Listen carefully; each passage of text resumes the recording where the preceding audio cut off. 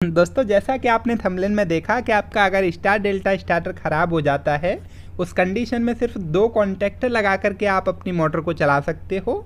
आप देखेंगे तो यहाँ मेरा जो मेन कॉन्टैक्टर है ये जल गया है। इसमें वायर लूज होने की वजह से या स्पार्किंग होने की वजह से कॉन्टैक्टर जला है। इसके ऊपर जो ओवरलोड रिले है वो भी जल गई है। दोस्तों इस वीडियो को देखने के बाद आप भी प्रॉपर तरीके से सिर्फ 2 कॉन्टैक्टर लगा करके स्टार्टर चला पाओगे, अपनी मोटर को चला पाओगे। तो प्रॉपर तरीके से पहले मैं आपको प्रैक्टिकल दिखा देता हूँ, इसके बाद मैं आपको एनिमेशन से भी समझा दूँ। दोस्तों दीवार से उतार के मैंने स्टार्टर को नीचे रख लिया है। ऊपर जो मेरा इनकमिंग सप्लाई है इसको उठा करके मैं ऊपर वाले कॉन्टैक्टर में दूंगा और कॉन्टैक्टर से ही एक लूप उठा करके जो नीचे वाला मेरा कॉन्टैक्टर है यहाँ लगाऊंगा। बाकी जो स्टार्टर के अंदर ताम झाम है ये सारा हटा देता हूँ, जिससे कि आपको कोई भी कन्फ्यूजन नहीं होगा। आप देख पाएंगे कि जो मेरा ख़राब स्टार्टर था, इसमें जो ख़राब मेरा कॉन्टैक्टर है इसको मैं खोल के अलग हटाऊँगा। बीच वाला कॉइल इसमें जल गया स्पार्किंग की वजह से। और जो मेरे 2 कॉन्टैक्टर सही हैं, जो स्टार और डेल्टा वाले कॉन्टैक्टर थे जो यहाँ लगे हुए थे, इनको हटा करके मैंने बाहर रख लिया है। दोस्तों जब भी आप कोई कॉन्टैक्टर लगाते हैं तो आपको कॉइल वोल्टेज देखना होता है। जो आप देखेंगे कि 400 वोल्ट ऑपरेटेड है, मतलब 2 फेज से ये कॉन्टैक्टर चलेगा।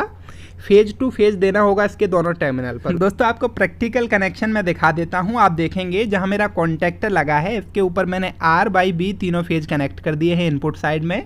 सेम दूसरे वाले जो कॉन्टैक्टर है उसके भी इनपुट में फेज कनेक्ट कर दिए। और नीचे जो मेरा मोटर के आउटपुट 6 वायर हैं, ये दोनों कॉन्टैक्टर पर मैंने कनेक्ट कर दिए हैं। मतलब एक वाइंडिंग को जहाँ R फेज गया है तो दूसरी वाइंडिंग को वहीं आप देखेंगे कि ब्लू फेज गया है। मतलब एक वाइंडिंग को आपको 2 फेज देने होते हैं। अभी हमारी जो मोटर है वो डेल्टा में स्टार्ट होगी। अभी इस पैनल को बंद करके मैं आपको समरसेबल स्टार्ट करके दिखाता हूँ।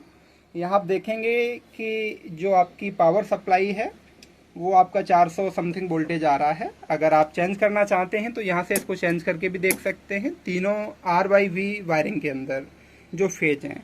अभी अगर मैं स्विच दबाऊंगा तो मेरा स्टार्टर ऑन होना चाहिए। मैं आपको एक बार बाहर दिखा देता हूँ कि मेरा समरसेबल अभी ऑफ है। और स्टार्टर चालू करने के बाद आपको दिखाऊंगा कि मेरा समरसेबल पानी देगी। एक बार चटकनी दबा दियो भैया। दोस्तों आप देखेंगे कि मैं स्टार्टर को अंदर से चालू करा रहा हूँ। जैसे ही मेरी समरसेबल चालू होगी तो मेरा डेफिनेटली पानी आ जाएगा।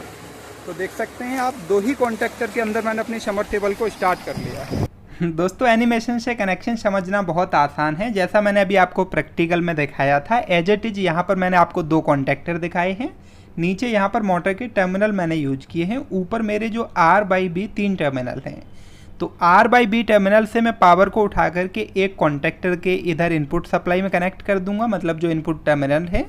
और दूसरा जो मेरा कॉन्टैक्टर है इसके भी मैं इनपुट पर ये R/B तीनों फेज को कनेक्ट कर दिया हूँ।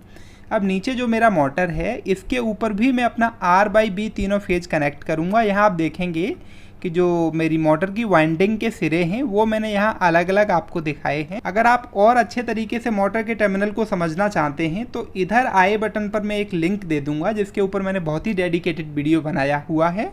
उसको आप समझ सकते हैं कि कैसे मोटर के टर्मिनल को फाइंड किया जाता है। अब आप देखेंगे कि यहाँ पर जो मैंने ब्लू वायर दिया है U1 को, और इधर से मैं यहाँ पर भी ब्लू वायर दे रहा हूँ, क्योंकि इधर आप देखेंगे तो यहाँ मेरा W2 टर्मिनल यूज हुआ है।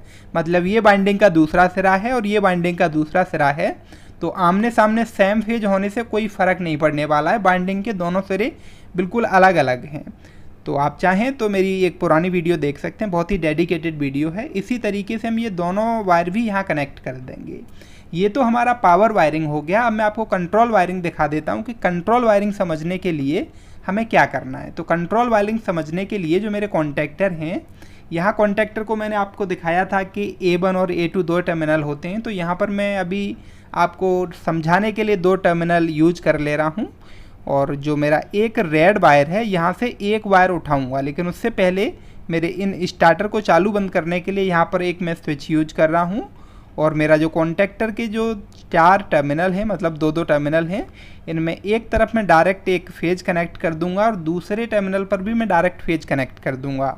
मतलब ये मेरा 440 वोल्ट ऑपरेटेड कॉन्टैक्टर है। तो एक पॉइंट पर मैंने एक फेज कनेक्ट कर दिया है और दूसरे वाले पॉइंट पर मैं दूसरा फेज कनेक्ट कर लूँगा। तो यहाँ से बाई फेज मैंने उठा लिया है और स्विच के थ्रू इसको मैं इस वाले टर्मिनल पर यूज कर लूँगा और यहीं से दूसरे कॉन्टैक्टर को लूप दे दूँगा। मतलब एक मेरा जो फेज है डायरेक्ट जा रहा है और जैसे मैं स्विच को ऑन करूँगा तो दूसरा फेज भी कॉन्टैक्टर को चला जाएगा और दोनों कॉन्टैक्टर एक साथ होल्ड हो जाएंगे और मोटर डेल्टा में स्टार्ट हो जाएगी। दोस्तों अगर आप इस डायग्राम का PDF डाउनलोड करना चाहते हैं तो डिस्क्रिप्शन में आपको लिंक मिल जाएगा, उसके थ्रू आप इस डायग्राम का PDF डाउनलोड कर सकते हैं। और ये स्टार्टर सीरीज का आज पहला वीडियो है। अब कंटिन्यूसली आपको वीडियोज़ देखने को मिलेंगे स्टार्टर से रिलेटेड, तो कृपया बने रहिए आप इस चैनल पर। और अभी तक आपने इस चैनल को सब्सक्राइब नहीं किया है तो सब्सक्राइब भी कर लेना ऐसे यूजफुल वीडियो देखने के लिए। Take care, bye bye.